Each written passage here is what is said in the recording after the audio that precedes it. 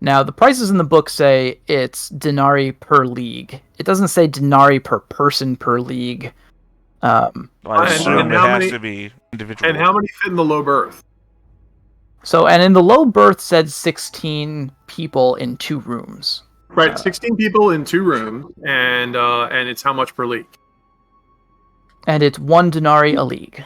Right. So in theory, we pay you get space for 16 people, and it's 1 denarii a league.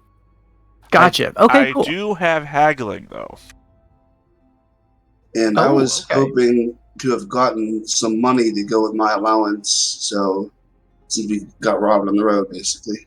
Right. I mean, we don't, and in terms of shipping, we don't save any money by bringing less people, unless you want to haggle. Because when the guy says, "Look, I'm setting sail, and I got 16 spaces to fill." Well, we got 20 people, so we hope they have more than 16 spaces. Right. So I'm just saying that I have haggling if we want to try and. Yeah. Can we do this on a 2-for-1 basis? We'll share bunks. We are actually in a position where we could haggle. You're absolutely right. Yeah, what's the technical thing for haggling? It's an extra D12 and a negotiation roll. On a negotiation?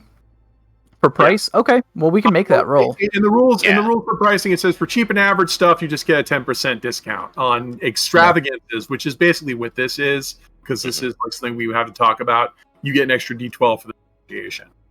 Gotcha. Yeah. Finding a boat is apparently no problem. Getting the actual passage and lowering the price, we're 21 good. people. We're 21 people. I forgot my own ally. And 22 people, because I forgot Potter. Yeah, I forgot Potter. So we're 22 people. I only have 3 allies. Oh, I thought you had 4. Potter sleeps in the crow's necks. Yeah. You have the Potters, the assists, you have your gossip, the assist, the 6 for nobility plus 1, so 4, right? 1. The gossip got 1. The assist got 1. And then you rolled your 6 for nobility. Otherwise, why did you roll? Oh yeah, that's right. Okay. Yeah, so you had 4 total, plus Potter. Yeah, again, we're 22 people now. Sorry, I forgot 2 people. I did the Home Alone thing. Where is Kevin? God, our family's so big. Well, if we have to abandon someone, we can abandon at least one of your slattern. Well, right? I'm just saying, none of my guys have accidentally killed somebody through a failed rally roll. Oh, Potter. Well, so yeah, what is this? Is this mind or will? I guess in terms of negotiation, I feel like it's more of a will thing. You're trying, unless you have a really good, logical reason why you should get less. Don't really care. I just wanted to know. Negotiation. Negotiation plus your haggling. Haggling, D12. Do you need an assist die or? I mean, go. Yeah, do it. Diplomacy, does that come into play? Oh God, I don't know. Diplomacy sounds like I have both diplomacy and I have fast talk, so I'm good at the short and the long. And the answer is either way it does, because fast talk is if it's less than 5 minutes, and diplomacy if it's more than 5. So gotcha. So you got one of them. So no matter what I'm talking to you, I got a D12. No matter what, you get a D12. Nice.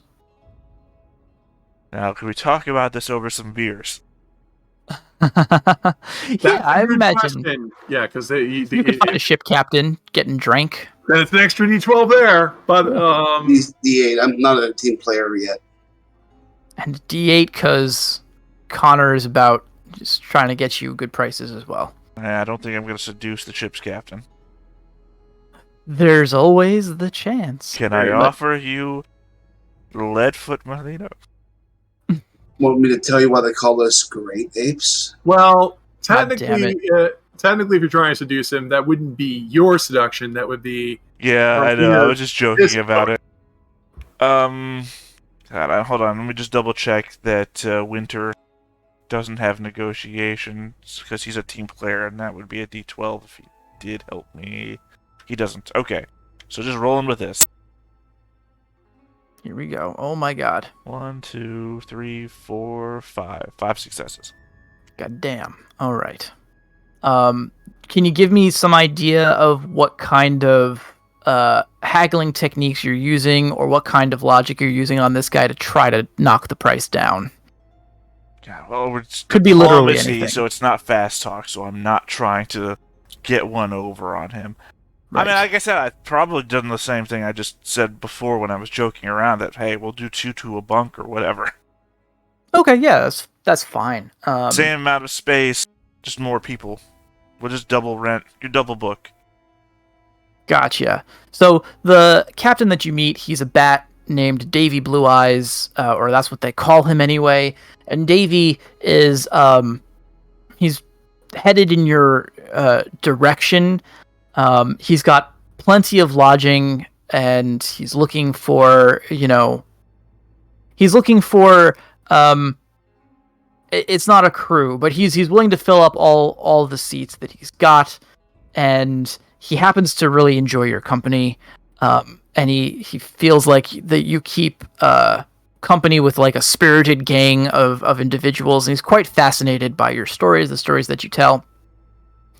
He says that he would be remiss to not take advantage of this, of having a spirited conversation along your trip, and he's willing to let you join at a discount. So the typical rate for 2 rooms in the low berth would be 2 denarii a league, but he's willing to give it to you for 6 orichalks a league, and give you all the space that you need. So basically, it's going to be a dinar per 1 dinar per 2 leagues, which, if we do the math, got a calculator. So basically a fourth of the price. Yeah. Potter, you're the big spoon. I mean, to be fair, you 3 probably won't have to double up because I'm going to quadruple bunk with a couple of my people, and I think we all know who they are. Wow. Okay.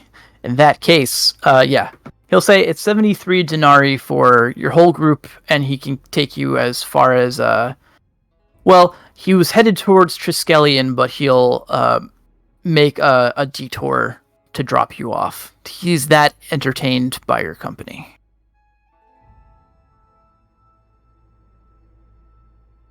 So yeah, I mean, with 4 successes, I think that's reasonable. He's still going to charge you something. You don't get a free ride. Okay, cool. But I had 5 successes, so I was even better. 5 successes. Yeah. Okay. All right. All right then. Connor's See, paying, you guys. right? What was that? I said Connor's paying, right? That's a good question. Who is paying? Oh, Connor already asked recently if he picked up money on the way too. in and I said, Vermeers at least, like some sort of physical allowance from my father.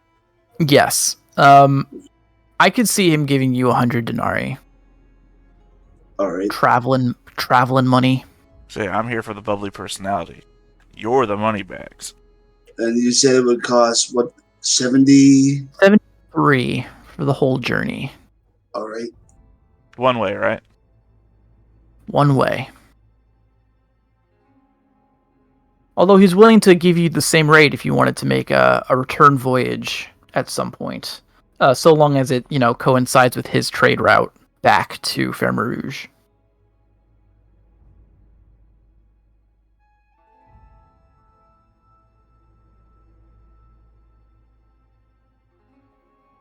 All right, let's see how long I can save my wealth gift. Okay, so low berth, I was wrong. Low berth is actually 32 people in the hold. Mid berth is 16 people. So you guys could basically have the whole low berth, the whole holds to yourself, if you'd like. It's the party floor, everybody.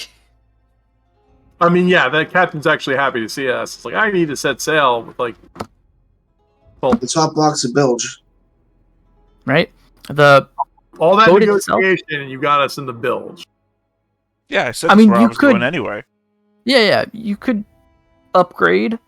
No, I want the low class. I am a man of the people. There you go.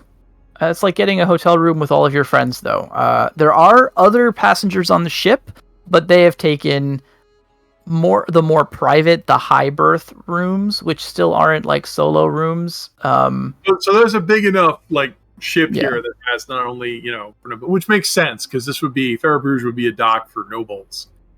So yeah, suddenly they see us show up. Woohoo! We brought prostitutes and weapons. Hi, I'm the only person with applicable skills. How nice to meet you. And you're drunk, I say, shoving him. Ah! Not like that. Still getting my sea legs. Okay, I'll shove you land. like this. Yeah, I know my ropes. I weeble and wobble, but I don't fall down. Well, you roll These are the the ones you tie the sluts down with, and these are the ones you tie around the body. These are how the ropes work. There you go. Let me I see. really do have sailing, so it's all good. Now that I'm all Nice. safely tied up, I feel much better. I'll never fall down. Oh man. Okay. Right. All right. So you guys, there are a handful of strangers that are down there with you actually, who could not afford the high berth rooms, but for the most part, you guys make up the majority of the living quarters down in the bilge. But yeah, and you set sail, right? Setting sail, and it sounded, sorry, Connor, because I was kind of talking over you, but it sounds like you're gonna spend your denarii. You're not gonna tap your wealth gift for this voyage, right? Yes. Okay. Right. You take to the high seas. I don't know if these are high seas. I don't know anything about boats, but you take to the water. Let's break So out the the high seas are out there. If you can still see land, it's not the high seas. Gotcha. So the low seas. You take to the low seas. Yeah, if Anushka can fly to safety, we're still not on the high seas. That's I guess so, right? Well, I mean, that's the thing. I can see gulls. Land must be near. So yeah, right, because they've got a limited range. They got to park their butts somewhere. Yeah, that Although, TIE did fighter they is land not on going the to jump water? through hyperspace on its own. Right? I don't know. They need to eat stuff. I don't know. Wait a minute. Hold on a second. Seagulls should not need land. I mean, they can sit on the water. They eat fish. Sure. A out person of the can water. dead man float forever, right? You never have to let to land so long as you can maintain neutral buoyancy, right? That's Right, the but I argument think- you're making right now. That's the argument, but that's the point. I mean, like humans, yes, but like seagulls, they are naturally buoyant. They just sit on the water. I don't even think they have to tread water. They just sit there. They are, yes, but also to point out, they are also naturally naked. I'm sorry, Yeah, what are try we that talking more. about now? I mean, it's also like a fun point. Well, yes, but Sonic the Hedgehog is the fastest creature alive, yet he drives a car in Sonic Racing. Right. I guess more to the point, carrying a 30-pound bag of all of your life's possessions might be slightly harder at sea while you're sleeping. I get what happened here. Now we're talking about Ironclaw, See, no, the I was still anthropomorphic talking about. fantasy. I was still talking about actual seagulls. Yeah, when I me pointed too. out that they still need a place to stay. You Well, don't- I mean, do you don't they, just though? sleep. That's why I was making the crack about humans. If you can dead man float and maintain natural buoyancy, you still need somewhere to go. I guess. I mean, if you're just eating fish out of the water, that's your food supply. You probably need shelter from bad weather. And I don't it's even know. I don't awful. know anything about birds. What was that? Well, seagulls are nesting birds. Yeah, Right, okay. they usually find islands, but yeah, you could. I suppose you could just rough it. Yeah. Anyway, I'm Like just I said, saying that it's a nice for- seagull that never finds land, it just floats on the water all the time, is called a corpse. Let's move on. Yeah, it's nicer to be on the boat. certainly, yes. The idea of a seagull, an anthropomorphized seagull sitting on the water, just hanging out, is pretty. Well, we're ridiculous. adding those in. They're in Book of Corals. So Nice. Can't wait. Okay. So yes, it is probably the dawn of the second day of your travel. When you come up on deck, you are finally adjusted to the constant rocking and the sounds of the ocean. You have not left sight of the shoreline. You're getting views in the distance of the sprawling plains of the Avoirdupois, and it's so far the journey has been going smoothly. But as you come up on deck on the dawn of the second day, you run into Blue Eyes, who is characteristically up before the dawn, but he seems to be very concerned. Apparently, he has been dealing with reports that thefts have taken place on the ship by some of the other customers. Well, one of the other customers claims that they have been robbed. And he has scrambled his crew to investigate, but they haven't turned up anything. He seems concerned. The accuser is a large female horse. She looks like she's possibly is a soldier or was a soldier for the Avoirdupois. You saw her as she was boarding the ship. She was very stoic. She didn't really speak with anyone. She did have several small parcels that she was carrying with her. And apparently her sword has gone missing. Davy says, I'm sure it's just a misunderstanding, a misplacement, but I urge you all to be careful and guard your valuables. If there is any truth to this, then that means we're aboard, we're sharing space with a thief. So, if anything, he will glance at Connor, who is resplendent in his brand new shiny plate mail. Anything that you hold dear, I suggest you sleep with on your person or nearby your... nearby where you sleep. Just clutch my chapbooks closer. In fear.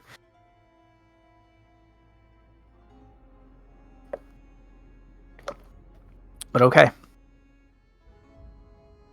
The voyage continues. Dun dun dun dun dun dun dun, yo ho ho, and the thief strikes again. This time it is two of your irregulars, Adris, are claiming that their prized possessions have gone missing.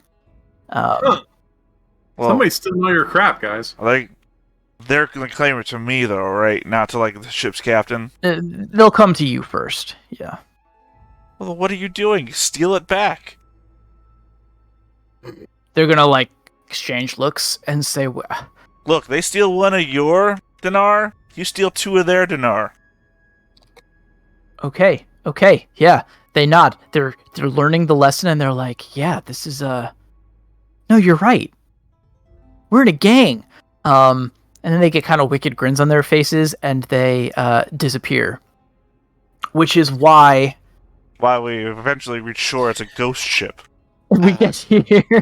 we get another half day's travel when Davy Blue Eyes. Yes. Yeah, I would like to just interject.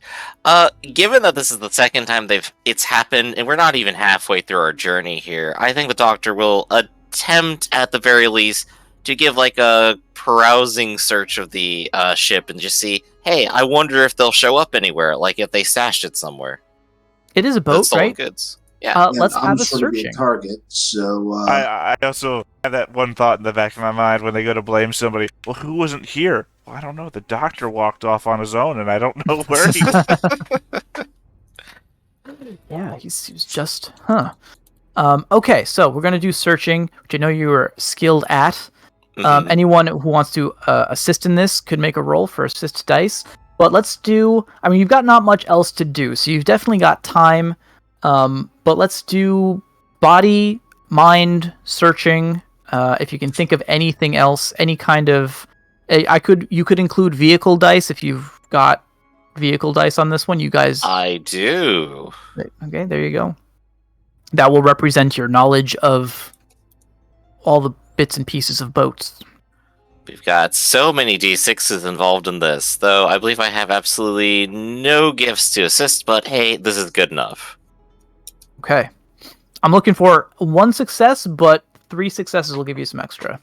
We got 2 right now, and I don't believe I have any searching specialty that applies here, do I? Ooh, favored use, perhaps? Searching is tracking. Oh, okay. I don't think that applies here, necessarily. Not exactly, no.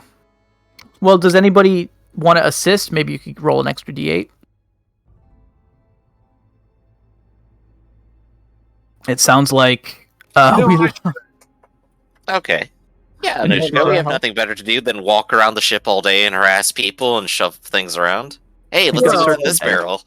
I don't call it harassing. I call it being sociable. Is that what we call it these days? If you've got searching dice, you can just roll a search. If you don't, I would also take like a gossip if you wanted to ask around the boat.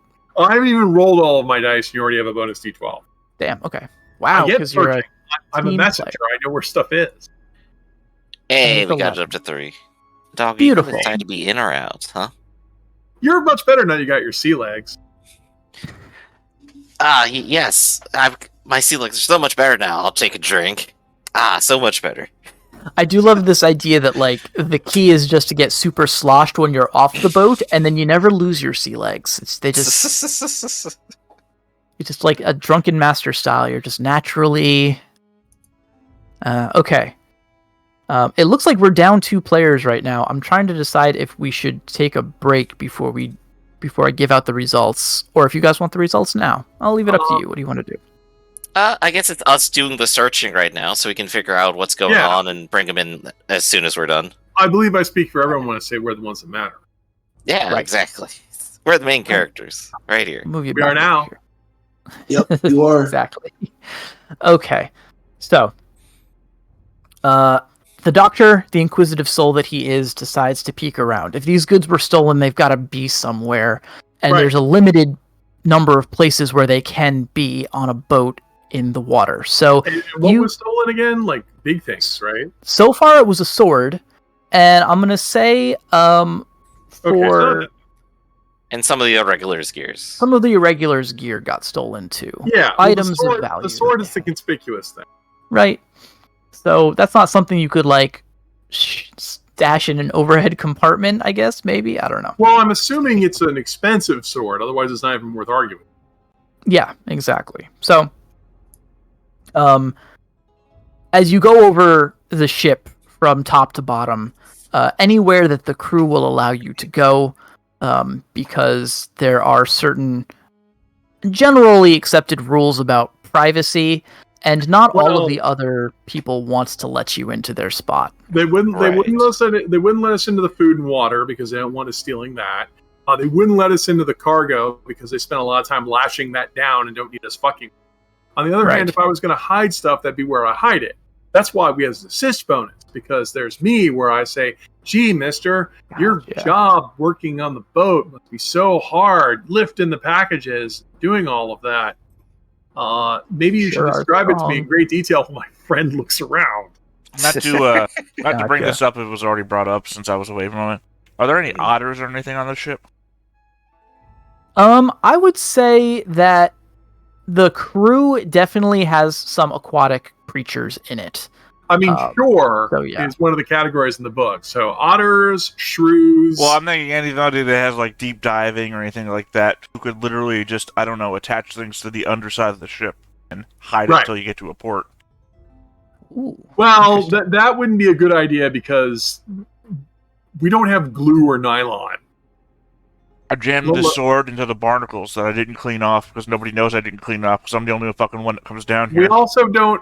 Well, not only does the boat moving at a fair clip and dragging that pull it off, but also we don't have stainless steel, so it would be a rusted mess by the time we got to port. And of course, there's that keel hauling is literally take a guy on a rope as your boat is moving and just let the barnacles deal with them. Yeah, I mean, they couldn't store it outside the boat. I think you guys are thinking of really stupid otters that. I'm not saying, hey, I'm just going to swim right up here into the barnacles and rub my back into it. It would not play out well for them. Yeah, no, they wouldn't. Well, if they stored it outside, it's gone or destroyed. No, they would store it somewhere inside. Keel hauling is super effective because humans don't react that well underwater, not like underwater creatures. I'm going to repeat, there's no such thing as stainless. You would have to keep the valuables I'm not inside. answering that problem yet, Raph. I'm answering another problem, which is the keel haul situation. Yeah, which is a degree stupider, I thought. Apparently, well, we'll call that Plan B. Okay. Well, here's what I can tell you, because you did get 3 successes. So, yeah, it takes you most of the day, but you do manage to get into pretty much all of the nooks and crannies of the ship, even the ones you're really not supposed to. You weren't able to check a couple places, and I'll tell you what those are. But I will say that all the places you do check, you do not find any evidence of this sword or of the loot that the irregulars lost. The places that you weren't able to check, the captain's quarters, because really he's the only one allowed in there, him and maybe some of his staff when he calls them in. You were able to sneak into the cargo hold, and you were able to sneak into the food supply stores with a little bit of patience, and at least take a quick look around. You didn't spot anything conspicuous, anything that looked like it was something you could stash. I mean, there are like barrels of food, and unless you crack all of those open, you won't know for sure. No, and they look like they're sealed. So, I mean, how many successes did you score? 3. 3. Right. So, if we don't find it, that means whoever hit it is, above grade 3. There you go. So, if we don't find it, then this is a masterclass thief. Now, I'll tell you. Masterclass thief. I was considering having my irregulars keeping watch over the daylight hours while Potter and Connor keep watch over them at the night. So, Wise. It does, of course, strike me. If the thief is, of course, of this higher class here, why are they stealing from random irregulars in the lower deck? Well, first of all, they could have busy hands, which is an affliction that you later call kleptomania.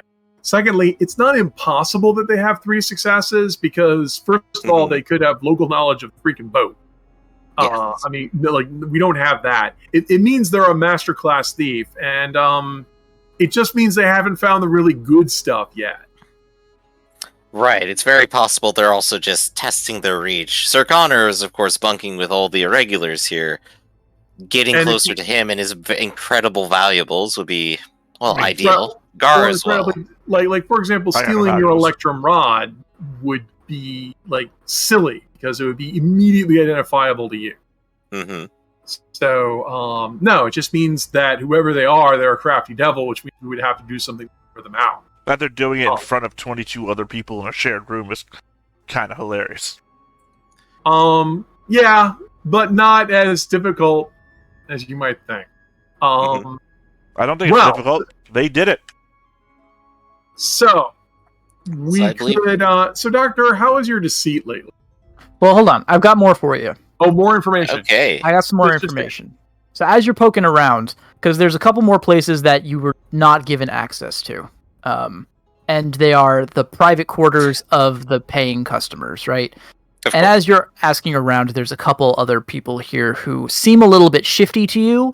You're not sure if they're hiding something, but you think they might be. And here's who they are, right?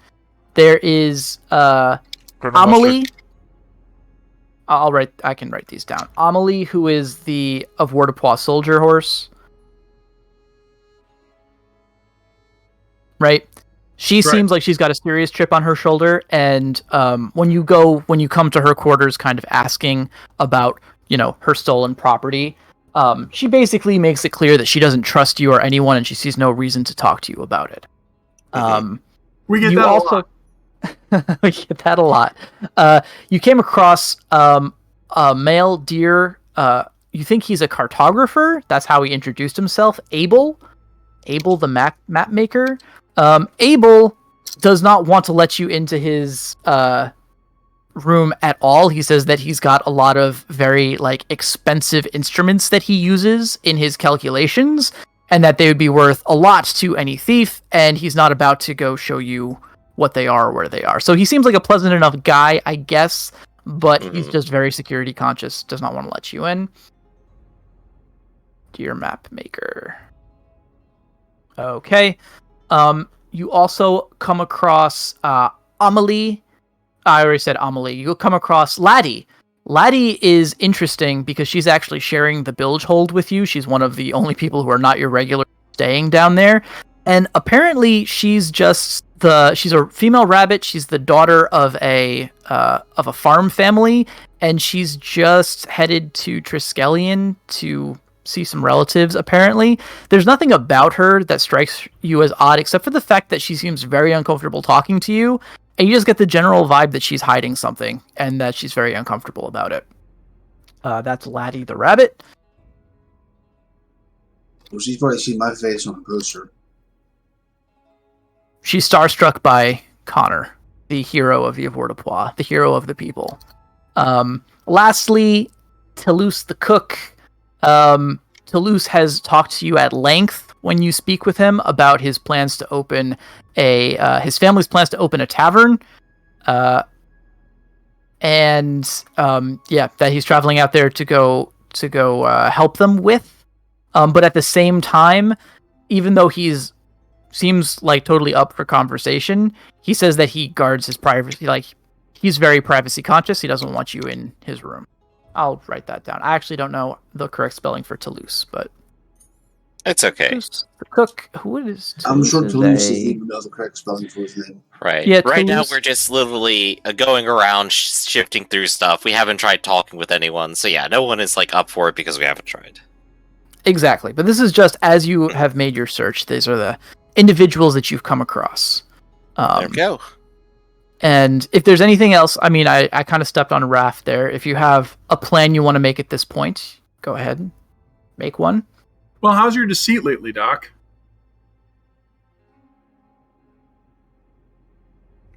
Well, you know, I've always had such a way with words, but slightly better on the silver tongue. Because I'm guessing all right, so you never got the spell of Spell of what? penitence. It's my favorite spell in the book. It's the one where you cast it on a crowd of people, and the guiltiest person gets hit with it. Oh, wow. Right, I have not acquired it yet, no. Okay, well, but by the guiltiest, I mean the person who feels the most guilty. So there is that.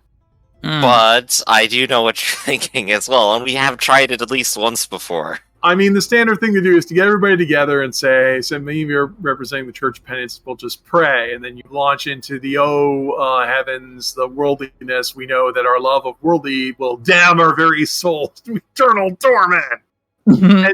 and See who blushes. Lie about casting the spell, because there's no way to know if someone's casting a spell if you don't have enough supernatural to know that they're casting a spell. Right, and I would say on a casual observance of, like, the crew here, no one seems like they have any kind of supernatural knowledge whatsoever. They're definitely not in the careers for them on the face level, well, right? we don't know. The thief could be that way. But anyway, we could try that. It costs a little. It might get false positives because people with guilty consciences come forward. And I'm sure there's people on this boat who've done... I'm not the only person who's watched Blackadder, right? Oh, I love Blackadder. Okay. Yeah, Blackadder. Do you remember the most wicked man? I've committed adultery 1,000 times. Is that season 2? Yeah, I think it's season 2. Maybe hell's not that bad. All your friends are there. Oh. So yeah, we could go ahead and try to orchestrate that. I think, Sir Connor, you said that you wanted to set up watches on at least the lower deck here. And worst case scenario, we let everybody in prayer. Oh no! I mean, the only flaw I see in that argument is, what if they don't come to prayer? Well, try avoiding me on this boat. I dare you. We would need the idea is it has to be a group prayer. So what if everybody doesn't come to the group prayer? I mean, they're a suspect. It might eliminate some suspects, but at the same time, if you'll let me finish. We get the captain to help us. We say, Captain, some of our stuff is missing. We'd like to lead everybody in prayer. And hopefully the captain would go along with it, because the captain would go, says, well, I don't see how this fixes anything. On the other hand, 10 minutes leading everybody in prayer? Sure, what the hell? Captain was the thief the whole time. Right. I mean, it's a non-trivial thing. We would just have to first negotiate and then try the deceit.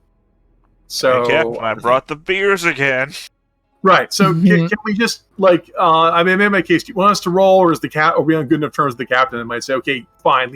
Also, some of these idiots could use some more religion anyway. Right. No, you don't have to roll. The captain, Davy, is also kind of at his wit's end because now more people have approached him with claims, right, that this is going on. So if you've got a plan, he's all for it. Well, I guess we'll do this revival style. Doctor, do you want me to assist you by just shouting like amen after every 10th word? Absolutely. I need someone to hype me up a little bit. That is a D12 bonus from me, because not only do I have deceit, I'm a team player. Alright, and as for what's going to happen here, this is probably presence, because I am in fact getting their attention, leading their prayer, being a pastor. It's obviously deceit because I'm lying to them, trying to make them feel guilty. It's probably will because it involves my force of personality. That all checks out so far, right? Wait, one more thing. We're doing something religious. Do you smell nice? Oh gosh, yes I sure do, don't I? Oh, it's so unsaintly to use your saintly powers in a bluff. But okay, I'm not gonna give you shit for it because I don't. We are trying to get people to confess. That's true. Noble purpose. So I think even though we're being a little duplicitous about it, I would argue it's also like, it's like I didn't believe he was a holy man, and then I smelled him. Wow. Right, and let's see. So what else could we go ahead and throw on this, if anything? I could maybe assist you. This is the. Connor's also a rival. Can I get an amen?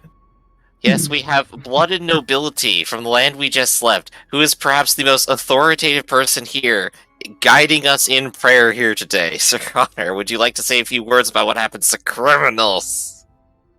Oh my. You know, it occurs to me being around the doctor has to be like being at a convention.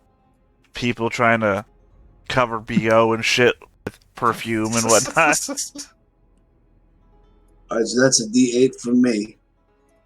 Okay, so I've added that in. My dice pool's getting pretty messy here. This is good. Let's see. Is there anything else that would apply to me giving this leading in prayer? I would, of course, say maybe generically career, but that's always up in the air.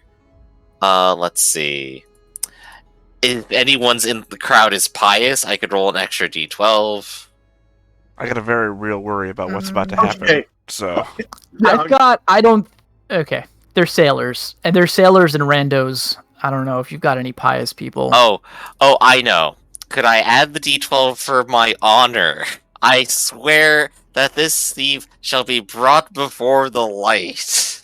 So really, that would give a D12 penalty for anyone trying to stop you, right? Which I guess specifically would be a bonus if this for would be you. resistance. Yeah, this would be the Claire, D12 versus the person actually resisting. Are you trying to declare honor? Yes, I don't know. declare honor. No, honorable doesn't apply to this, especially because we're also being duplicitous. Honorable is a D12 if someone tries to stop your sermon. Right. Okay, yeah. So keep that in mind when you try to get assassinated mid-serve. Yeah, there you go. If the Pope showed up to condemn this, or some pagans showed up to try and take you down, or Satan showed up, that would be a super twist, wouldn't it? If the Pope showed up all of a sudden. Jeez. The only thing left would be like if this applied leadership, but probably not in these circumstances. The Scooby-Doo twist. It was Old Man Smithers. Pull the mask off. It's the Pope. I have 6 dice right now. Let's go ahead and roll. Oh boy. And I'm rolling 2d8. And I'll tell you why in a minute. 1, 2, 3, 4 successes with an 8 high versus a 4 and a 1. Yep. Which actually doesn't change the outcome at all. So 4 successes. All right. So here's what you get. The captain says that attendance is mandatory for this sermon. People obviously have forgotten their God-fearing ways and need to be reminded. And luckily, they have a man of the cloth here to help them and to shame the criminal into stopping his deeds. You begin your sermon, and you get a wide variety of reactions. Many of the sailors seem to be quite agreeable. I mean, they all kind of carry looks of shame on them as they listen, and they nod along quietly. Amelie listens to about like the first 5 minutes, and then gets up and storms out. And some of the crew hands look like they want to go stop her, but she's actually quite built and quite scary, and she does not have any. She will not be stopped. So they kind of just let her go. This was sort of what you were rolling against. There is that Amelie has religious upbringing and had a potential to see through your deceit, but she doesn't have the know-how to actually call you on it, so she just storms off instead. Right. And of course, to the crowd in general going, and thus I conclude this prayer of penitence. Should any crime be committed, the wrath of the light shall be upon you, so fear it. But if they confess... But if you confess now, you will be spared. Not to throw a monkey wrench in our position here, but I feel like you're going to get a lot of my gang. Typical monkey business. Well, you're going to get... I didn't even think about that. All of you, your crimes have to support my efforts. No, said because remember, not day ago, I told them steal the back, and so they've been stealing this whole time too. So, Yeah. like I said, monkey effort here. I feel like you're gonna get a lot of my gang in this. It's a lot of successes, but it's your gang, and I leave it up to you, Adris, if they turn snitch or not. Well, I don't In think this that they case- can beat the 8 in anything. So he's Yeah. overrolled my gang. So Yes, if you have anything guilty to confess upon your soul right now, come up to the stage and I shall splash you with this holy water, which is I just drew up from the sea. the thing is that they wouldn't have had much to steal. So my No. not they wouldn't have much to steal. They were complaining to me that they had stuff stolen from them, and they wouldn't have had much to get stolen. So my command to them to steal twice as much back would mean that you're getting a lot of confessions about, yes, I stole double my allowance of food, or I stole your money, here you go, it's back. So, in fact, one of them does present Toulouse's wallet, his coin purse. Toulouse is outraged at this. And he says, "We've caught him! We've caught the thief!" And he points a finger at, I don't know, who among your irregulars has fast hands? Oh, well, obviously it's the one who's known for it. Hold on. He has the nickname. Yeah. The Looter. What the hell was his name? Spongy Nocius the Looter. Spongy! Gee, Looter. The Oh, Bear. Spongy. The bear, yes. How did we not see him coming? So Toulouse the Shrew gets right up in this Hey, you bear. leave Spongy alone. This is preposterous. We should throw him overboard. You throw him overboard, you're already following him. He has come up here to confess of his own will. His guilty conscience has been on his mind, and I am here to purify him once more and bring him into the light. Please step aside now as I bring the holy water, and I take this cup of salt water. I'm just gonna splash it on his face. Be cleansed. He starts to shake with holy vigor and raise his face to the light. A new man. Spongy the born again. I'll just turn briefly to Nishka and it's this is fun, why don't I do this more often? That's what I've been asking this entire time. I could just make everyone feel even worse What, than I already do. What does Spongy stand for, by the way? Oh, I have to look. We had the Shakespearean insult list linked earlier, so I have to look that Wasn't up. it he drinks a lot, like he's constantly drunk? 'cause Spongy, he's yeah, full of that's what alcohol? it was. And that like sodden drunk. It means he Alright. drinks too much. Then So he drinks too much and he steals your shit. Yeah, so I'm just gonna change him from Spongy Nicholas the Looter to Spongy the not Spongy, Noel the Born Again. I like it. He could still be Spongy Looter. Yeah, but I mean, we gave him this whole Born Again thing, so I'm giving it. So he's giving up the drink. and the It's- yeah, looting. it's unclear Wow. if it's an act or if he truly feels the light touch his soul in this moment, but he's definitely hamming it up. I feel like the can- doctor's so conflicted. It's you don't have to give up all the drink. Drink is really good. We could go drinking. I can tell Actually- you, given his skill set and ability, if it was an act, you'd know. So it's not can't be Gotcha. an act. Okay. And there are now 4 horses surrounding him, patting on the back, saying, "It's great that you've come to the light." Quick, 4 horses surrounding him. It's a quartering. Yeah. Give me that. Right. Davy, the captain, after the drama of the moment has passed a little bit and the accusers have been somewhat mollified, will step up and say, "Well, now this is it's good that you've unburdened yourself, and if you won't mind coming to my perhaps you and the doctor and your employer wouldn't mind coming to my quarters, and we can discuss the matter of the other items that were taken so that they can be returned to their proper owners, right? And we can all put this little episode behind us and have a calm voyage from here out. And that will cause most of the crowd to disperse. Who was he talking to directly? He's talking to the crowd. Well, he wants the doctor, he wants Adris, because I assume it's knowledge that you're Spongie's employer. Right. That's why I was asking who he was talking to. I was like, who's employer? Yeah. He's talking to the bear.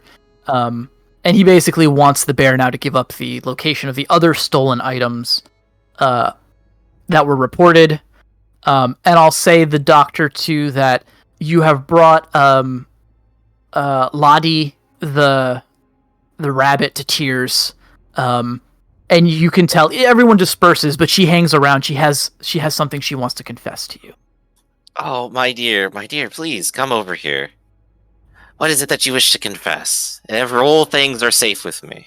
She says, "Father, I've been living a lie. I must come clean. My name is Inat Lottie, and I am not a farm girl from the plains or what have you." She says, "My true name is Blanchette. I am of the Blanchette family," and she pulls out a locket. Apparently, it turns out that she is a noblewoman, not like a firstborn, like a second or thirdborn, but basically she had an arranged marriage that she's running from to a lover in Triskellion, and the guilt has been eating away at her. And your sermon made her that she's doing something wrong in the eyes of God, the light. But what are you running from, my dear? What's happened to you? He's a horrible old man. My parents want to join our families, and they're using me as a bartering chip. But I wish to marry for love. My betrothed has arranged a life for us in Triskellion. He is a handsome and talented merchant, etc., etc. Ah, but that's the best reason to be doing this. There's no greater force here in our world than true love between individuals. You should cherish it, celebrate it. There's nothing to be ashamed for, my dear. She's a little dumbfounded. She says, doesn't the light teach us that family fealty and piety is the highest of virtues? I'm betraying my father. Well, fortunately, you have found me, not a stuffy little penitent or flagellant who would suggest you whip yourself over your sins. No, you've come to me, an orchmancer. And I say, live for yourself and your happiness and that of all others. She says, I have not read that in any of my teachings of... Do you have any literature on the matter?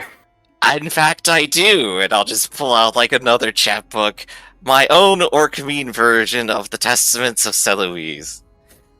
All right, yeah, she's more fascinated now. She dries her tears and she says, "Thank you, Father. You've given me much to think about." And she will take your chapbook and leave. Ah, wonderful. Ah, I feel so happy. I can't wait for year 2 of the campaign when that guy that she's running away from is now your enemy.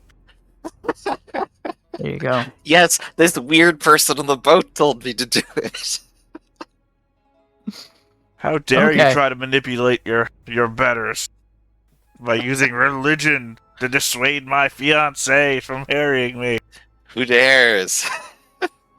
But I believe we were also going to go to the captain's quarter too, but I think that's probably just a matter of okay, we're going to go ahead and gently punish him by tying him up over here in the brig for a bit, and then we'll let him out later. No. Probably. I mean, the thing is they want the sword back. Right, yeah. right. And the idea being that he's not actually guilty of any of that, so... Yeah. When it comes to light, the captain is, disappointed. And he says that he'll have to alert the people who are still missing their belongings. But he says, let's keep this between us. So for the most part, people aren't freaking out on the ship. Again, that's what I will also explain, the part where all of my people have been robbed from too, and we just haven't been reporting it. We've just been stealing stuff back, which is why my guy was found guilty of this, is because we've been taking matters into our own hands. So you're saying he isn't the true thief after all? Well, that leaves us with a bit of a mystery still, then, doesn't it? Yes, the matter remains of the original theft sword. You know, the quicker answer to all of this might just be let them steal everything. Yeah. Eventually they're going to steal so much they can't get away with all of it, so they're gonna be obvious about it. Also, wherever they're hiding the loot is gonna be overwhelmed with the amount of loot that they're gonna have. Yes, once they have their comically oversized bag of loot, we'll immediately know who they are, because the whole ship will list in their direction. Well, there's only so many ways off the boat, plus you can only take so much with you. I'm just saying it might be more obvious who's stealing the more stuff they steal. Because all of it's going to start disappearing from one place. It's going to have to appear somewhere. We do have the advantage that they cannot simply run off, unless it's like a seagull who's dropping in the middle of the night or something. Who knows? Some sort of aquatic-based creature who's hiding it under the boat.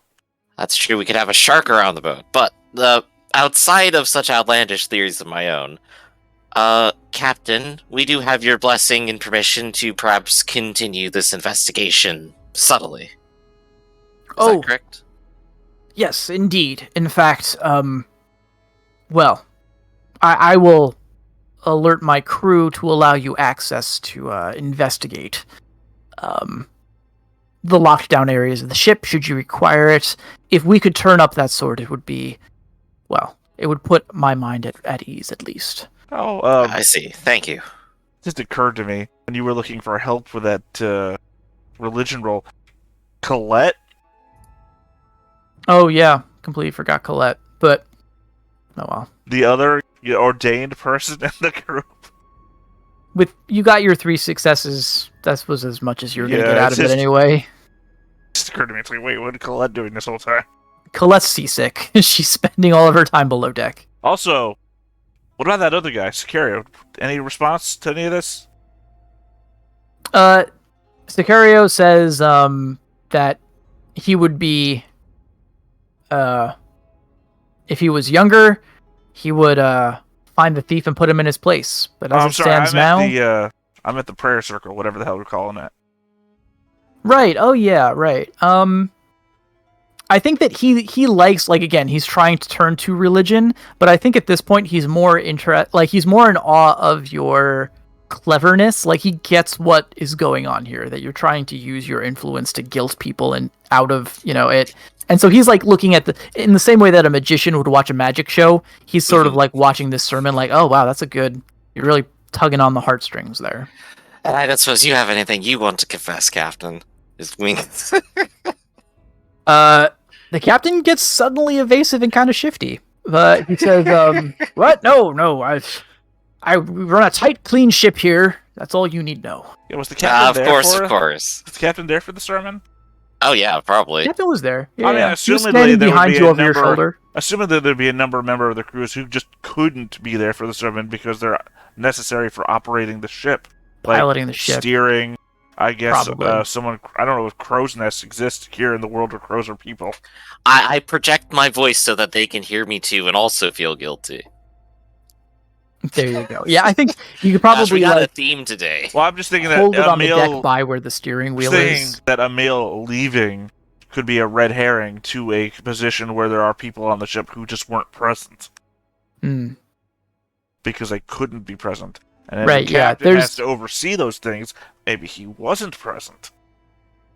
I would think that mostly the ship kind of runs itself unless you hit bad water or, troublesome weather or something like that. I think for the purposes of this conversation, pretty much the whole staff is there with the exception of, like, the guys that are on the rudder, whatever. Or, like, the navigator, the guy who's spotting for hostile ships and stuff.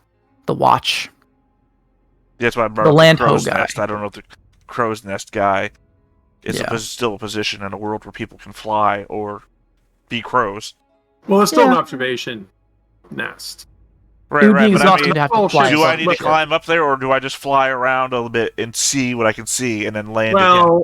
A lot of guys will climb up there, and there might not actually be. It depends on how big the ship is. There might actually not be that. There might just be an observation deck. We are on a boat that makes relative coastline travel. We might not be on a high seas boat. Indeed. Well, so you've been the captain seemed a little bit shifty when you said that, but he was there for your sermon. You weren't looking at him; he was like standing behind you, his arms crossed behind his back, looking kind of official. This is a ship going to Triskellion, right? Just headed to Triskellion, correct? Okay. My other thought there, if we were heading to Port Spar, maybe this is actually a pirate ship.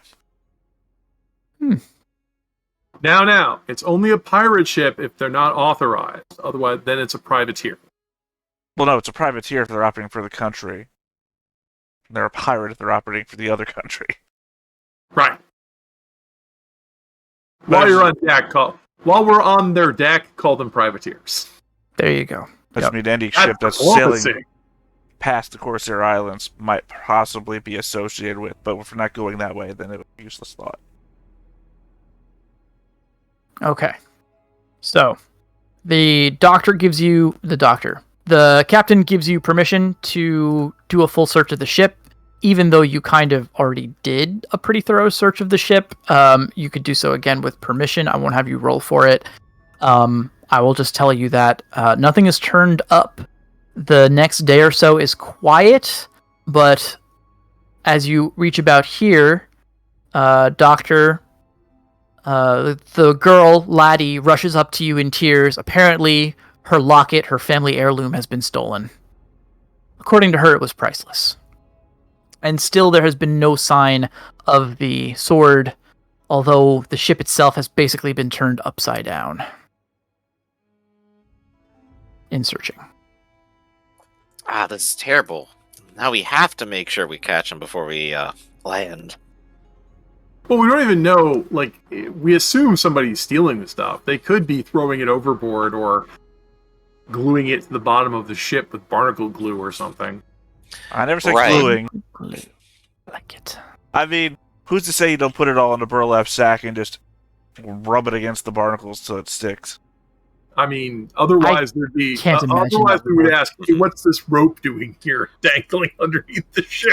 I suppose, Atris and Connor, you could have been talking with people over the past couple of days. Maybe you've plucked something up that's interesting. A little gossip? Yeah. Little gossip. God, on one hand, I don't actually care about any of this. On the other hand, I am a relentless gossip. Oh, wait, aren't you a thaumaturge? No, Winter's a thaumaturge. Oh. Why? Well, have them learn locating. That will solve this whole problem. No. Literally, no. I mean, no, it's never going to come up. I'm not investing in Winter. Winter's here to serve me. I don't serve him. I know, and also it's hugely expensive. So. Also, not going to happen on the boat trip. Not unless the boat trip lasts 3 or 4 more sessions. Right, but logically, Anushka would ask, aren't you a thaumaturge? Not that good of a thaumaturge. Literally, he's like the house hand that was sent on the mission because he has that one ability of the guardian light sort of thing. It's like, you're not really good for the housework, but you might serve keeping the master alive. Anushka, you know what else you might have with Gaston's? His thaumaturge trappings. I probably don't have those anymore. So what's going into this gossip roll? Let's see. Streetwise? Streetwise trying to find about a criminal element into the mind of criminals. So, yeah, I can see Streetwise applying here. Beer flows? What was that? Does the beer flow? You don't get people drunk on the ship. The captain will kill all you. Yeah, I think that you got rations right, but he specifically does not want people getting rowdy. Does fast talk or diplomacy apply to this? I mean, one of them... It's not a negotiation. Cosmo does. I don't have that. But and heroin, so this is what I got then.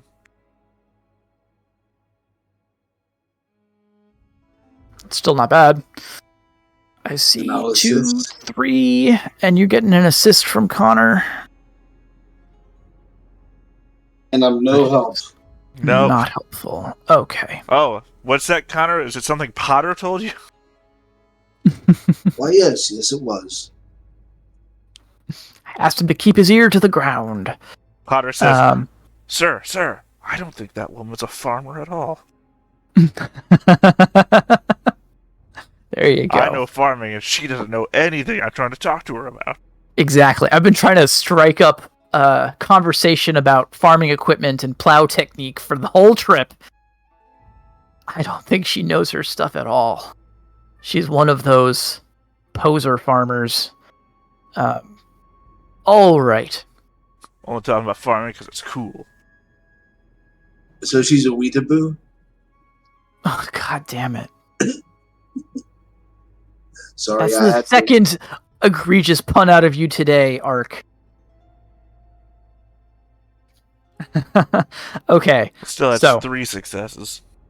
3 successes is not bad. Here's what I can tell you. The two of you rustle up some gossip, asking around. Everyone's got a theory for who's committing these crimes and how they're being committed. Each one sounds more far-fetched than the other, but sprinkled among them, there are certain details about the ship and about the voyage that stick in your mind as being particularly useful or potentially useful. Sorry about the cattail. That's just it's just gonna happen. So, Look the cat. Yep. Here's what you find out. Captain Davy Blue Eye apparently has racked up quite a great deal of gambling debt. Part of the reason why he's so eager to fill his hold with people is that he needs as much money as he can because he likes to gamble at Port's Bar. But this is something that only the most senior members of his crew know, and it takes a lot of drink to get it out of them because they say that he's generally an agreeable and an honorable man. He just has gambling addiction. There's a lot of suspicion being thrown towards Abel. Stop it. Because apparently Abel has not ingratiated himself with the crew. He tends to, although the crew, when they're loading his stuff, says that he owns a large, very well manufactured chest. They say that it's where he keeps all of his map charting equipment, but no one's seen inside of it. The current theory among the crew is that if there is thievery happening, that chest would be more than adequate for stashing the loot. He also seems to be pretty well off. He's a wealthy looking guy, and no one can recall how much map makers tend to make, but can't imagine it's that much.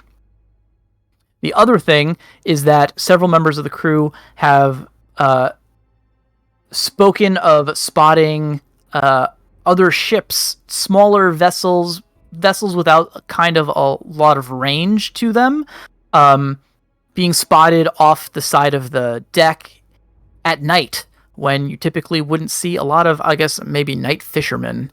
But yes, this is something that they are trained to look out for, but some of them have noticed that they've spotted these vessels at regular intervals with when people have reported having their stuff stolen. And they didn't bring it up at any point before now.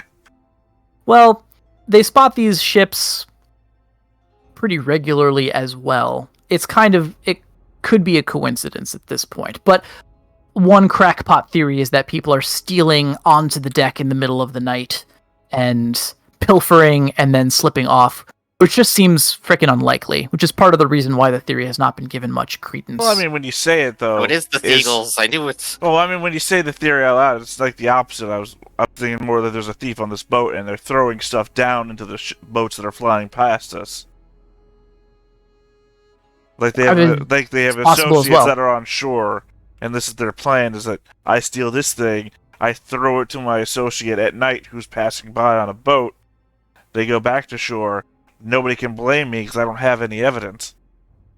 Exactly. So when you say that, or if you share that perspective, they'll say, well, then we're both right. Then Abel, the map maker, must be their associate. Well, wait. It wouldn't be Abel. Well, no, because Abel, you're saying that Abel doesn't make enough money as a map maker, but Abel is very defensive about his map making stuff. Because if he's very defensive about his map making stuff, maybe he just keeps it in that chest. Yes, very, very probably. But So I guess the point then is that there must be someone else, an accomplice on the ship who's tossing this stuff overboard. And that person still needs to be found. Well, if we know one thing about them, they don't feel guilty about it. Yeah, that's what I was kind of worried about. In fact, if they're just grabbing stuff and throwing it overboard, I mean, people are crazy. Well, no, they're throwing it overboard to a boat at night, so it's not like they're just trashing it. I suppose this would be catching them in the act, which, Sir Connor, you said that you were going to put people on guard. Yeah, you'd think we'd see this other boat. Well, I'm sorry, I assume that Connor's on... Members of the crew have reported seeing this other boat. Well, people, they've seen boats at night, but no one has spotted a boat come close enough to actually, board this ship. Well, I'm going to attribute this to the gossip thing, then, because my understanding was that we had seen boats coming close to the ship. Okay, hold on. We can see the shore, right? Yes. Okay, so whoever this other boat is, they would have to be dogging us. So they would have to be so far away right now that we can't see them. But somehow they catch up to us at night. This is why it is not a popularly held theory, because it doesn't make a lot of sense. I mean, if it was one boat, you would see it following you. It's either that or they're hiding out in I don't know what you call this. Would this be considered an archipelago? No, this is the coast. No, the coast of the isle is made up of a series of smaller islands. Is that not an archipelago? Are we at Alvrich? Where are we? Yeah, we're down here. With that little red marker. You're around Alvrich. Okay, yeah. Well, okay, so there's enough inlets, fords, and I mean, like that north of us is nonsense. That's like we're in like Finland territory up there. So yeah, that's full of bogs and crenellations. So yeah, in theory, they could actually, if they had a smaller boat, they could navigate places we can't. And because I'm guessing the boat that we're on is like it's not for the high seas because it's not rigged for that or have stores for that. I mean, in other words, instead of having food and water, they have people. So if we were a month on the high seas, we'd starve. So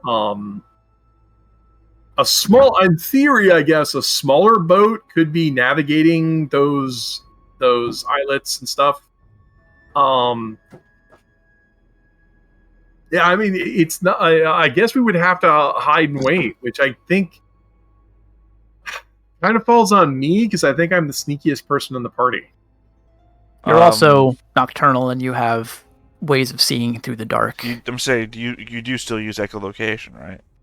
Yeah, but remember that's active. If any of the targets have keen ears, which includes rats and shrews. Well, right. I just remember that some bats have dark vision and not echolocation. That's why I was just double checking that one. Yeah, no, I'm an echolocator. Got it. The ones that have night vision are actually... Oh, wait, hold on. I've got a bat with me too. Wait, can I help you out? Yeah, so, but bats don't get stealth by default. So. Actually, I have a fruit bat hunter. I have two of them. 2 fruit bat hunters. They have night vision, so they can help you out. Okay. Yeah, Jackie and Taria. Well, we could try. I mean, like, if we want to sneak up on them, we would have to be hiding so they wouldn't see us watching for them, which would be stealth. Who do you have that actually has stealth? Not them. So probably nobody. Okay. Well, I know you hang out with criminals, so... Yeah. I hang out with a lot of types, man. You hang out with a lot of types, so I noticed... my shrew soldier, she has stealth. Oh, what species? And keen ears. Well, she's a shrew. Oh, she's perfect. Got keen ears, and she has stealth. And swimming. Yeah, I was about to ask. Perfect. I guess the 2 of us could try to hang out and see if we could spot them. The problem is they're master thieves. The real question is, if they're master thieves, why haven't they stolen the good shit yet? Which, of course, makes me pause and think, they just haven't gotten around to the good shit yet. It's possible. It looks like we've lost Connor and Griff, Ark and Griff, and I know, Griff, you're there. I haven't taken a break yet, and I could use one. I know. Let's go ahead and take a break before we do the stakeout. Cool. Okay, so we'll be back in 5, and we'll do this.